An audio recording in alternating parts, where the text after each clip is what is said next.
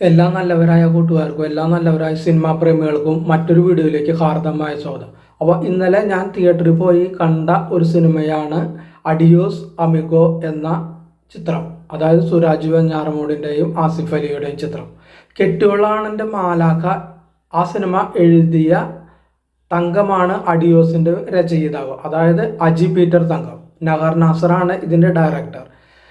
തങ്കം എന്ന എഴുത്തുകാരൻ്റെ ജീവിതത്തിൽ നടന്ന ഒരു യഥാർത്ഥ സംഭവത്തെ അടിസ്ഥാനമാക്കിയാണ് കഥയെന്നും ഈ ചിത്രത്തിൽ താൻ അവതരിപ്പിക്കുന്ന കഥാപാത്രം തങ്കത്തെ അടിസ്ഥാനമാക്കിയുള്ളതാണെന്നും അടുത്തിടെ ഒരു അഭിമുഖത്തിൽ സുരാജ് വെഞ്ഞാറമൂടി വെളിപ്പെടുത്തിയിട്ടുണ്ട്. ഇതിൽ നമ്മൾ നോക്കേണ്ടത് അഡിയോസ് അമിഗോ.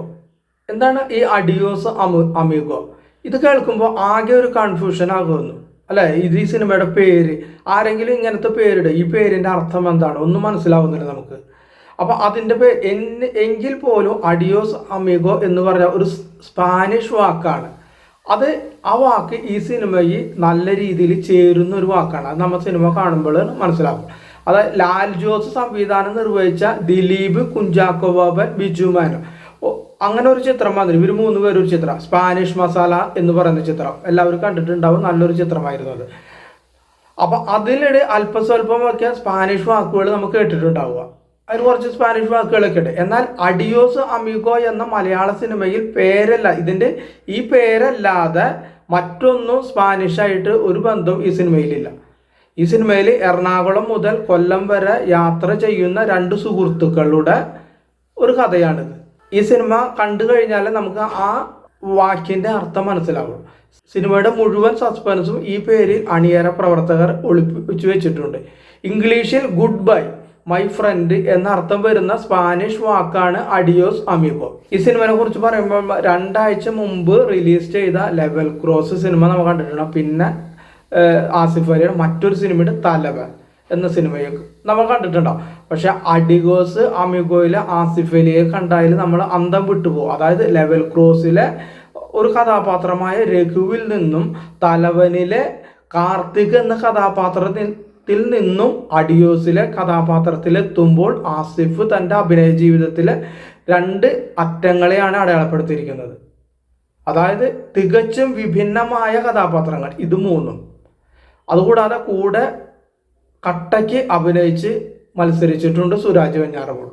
മറ്റൊരു കാര്യം എന്ന് വെച്ചാൽ വ്യത്യസ്തമായ ഒരു സ്ലാങ്ങാണ് ആസിഫ് അലിയുടേത്. ഈ ചിത്രത്തിൽ അവതരിപ്പിക്കുന്ന കഥാപാത്രത്തിൻ്റെ ശരീരഭാഷകളും ഭാവങ്ങളും അദ്ദേഹം നല്ല രീതിയിൽ കുറ്റമറ്റ രീതിയിൽ കൈകാര്യം ചെയ്തിട്ടുണ്ട്. തുടക്കം മുതൽ ഒടുക്കം വരെ ഒന്നിച്ച് പ്രത്യക്ഷപ്പെടുന്ന ആസിഫ് അലിയുടെയും സുരാജ് വെഞ്ഞാറമൂടിൻ്റെയും കഥാപാത്രങ്ങൾ അവസാന രംഗത്തെത്തുന്നത് വരെ ഇരുവരുടെ പേര് പോലും പ്രേക്ഷകർക്ക് അറിയില്ല. കാരണം ഇതിൽ പേരിനൊരു പ്രസക്തി ഇല്ല. ഇവരുടെ പേര് പോലും അവസാനം ഒരു ചെറിയൊരു ടൈമിൽ മാത്രമേ പേര് പരസ്പരം 2 പേര് പറയുന്നുള്ളൂ. അതിനു മുമ്പ് ബോസ് എന്നും കൂട്ടുകാരൻ എന്നോട് ഇവർ 2 പേര് അഭിസംബോധന ചെയ്യുന്നത്. ഇതിൽ സുരാജ് വെഞ്ഞാറമൂടിൻ്റെ ആദ്യത്തെ 5 മിനിറ്റിലുള്ള ഇൻട്രോയിൽ തന്നെ മനസ്സിലാവും സുരാജ് വെഞ്ഞാറമൂടിൻ്റെ കഥാപാത്രം എങ്ങനെയുള്ള കഥാപാത്രമാണെന്നുള്ളത്. അതുപോലെ ആസിഫ് അലിയുടെയും കഥാപാത്രം നമുക്ക് മനസ്സിലാവും. അവരുടെ ആ ഇൻട്രോ കാണിക്കുന്നത് ഇവർ ഈ ടൈപ്പുള്ള കഥാപാത്രങ്ങൾ ആണെന്നുള്ളത്. ജീവിതത്തിൻ്റെ 2 അറ്റങ്ങളിൽ നിൽക്കുകയും യാദൃശ്ചികമായിട്ട് ഒരു ബസ് സ്റ്റാൻഡ്, അതായത് വൈറ്റില ഹബ്ബ് എന്ന ബസ് സ്റ്റാൻഡിൽ വെച്ചിട്ട് ഇവർ 2 പേരുകളും കണ്ടുമുട്ടുകയാണ്. അതിനുശേഷം ഇവർ ഒന്നിച്ച് യാത്ര പോവുകയാണ് പല സ്ഥലങ്ങളിലേക്കും. അതായത് ഒന്നിൽ നമ്മൾ പറഞ്ഞാൽ ഊരു ചുറ്റലുകാരനായ സമ്പന്നനായ പുത്ര, അതായത് ആസിഫ് അലി. അയാളുടെ കയ്യിൽ ഇഷ്ടം പോലെ വെള്ളം പോലെ പൈസ ഉണ്ട് ഉപയോഗിക്കാൻ. മാത്രമല്ല അയാൾ ഒരു ധൂർത്തനാണെന്ന് നമുക്ക് പറയാം.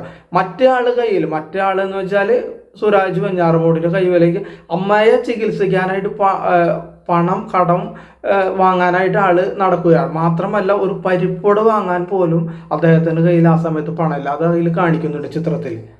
അപ്പോൾ പല സുഹൃത്തുക്കളോടും പണം കടം ചോദിച്ചിട്ട് അവസാനം ഒരു സുഹൃത്തിനെ കാത്തുകയാണ് അവിടെ നിൽക്കുന്നത് വൈറ്റിലവർ. അങ്ങനെയാണ് ഇവർ തമ്മിൽ കണ്ടുമുട്ടുന്നത്. അങ്ങനെ ഇവർ സൗഹൃദമാകുന്നു. അങ്ങനെ ഇവരുടേതായ ഒരു യാത്രയാണ് ഈ സിനിമ പറയുന്നത്. അതിനുശേഷം ഇവർ എറണാകുളത്ത് നിന്ന് കൊല്ലത്ത് പോകുന്നു, അവിടെ നിന്ന് കോട്ടയത്തേക്ക് പോകുന്നു. അങ്ങനെ ഇവരുടെ യാത്രയാണ്. എപ്പോഴും നമ്മളും ഇവരുടെ ഒപ്പം യാത്ര ചെയ്യുന്നത്. അത് ബസ്സിൽ യാത്രയുണ്ട്, മെട്രോ ട്രെയിനിൽ യാത്രയുണ്ട്, ബോട്ട്, കാറ്, അങ്ങനെ എല്ലാത്തിലും ഇവർ യാത്ര ചെയ്യുന്നുണ്ട്. ഇതിൽ ഒരു കോമഡി, ഇവരെ യാത്രയിലെ മുഴുവനും ഒരു കോമഡി ടച്ച് ആണ്. അതായത് ഇവർ ബസ്സിൽ യാത്ര ചെയ്യുന്ന സമയത്ത് നല്ലൊരു കോമഡി സീനാണ് അവിടെ സംവിധായകനും തിരക്കഥാകൃത്തും നമുക്ക് വേണ്ടി ഒരുക്കിയത്. അതായത് ഒരു ബസ്സിൽ എന്തൊക്കെ കാഴ്ചകളാണ് കാണാനുള്ളത് അത് നല്ല രീതിയിൽ അഭിനയിച്ചിട്ടുണ്ട്. അതായത് കോമഡിക്ക് വേണ്ടി ഉണ്ടാക്കിയ സീനല്ല, ബസ്സിൽ നടക്കുന്ന സംഭവങ്ങളെ നല്ല രീതിയിൽ കോമഡീകരിച്ച് ഉണ്ടാക്കിയ നല്ലൊരു സീനാണ് അത്.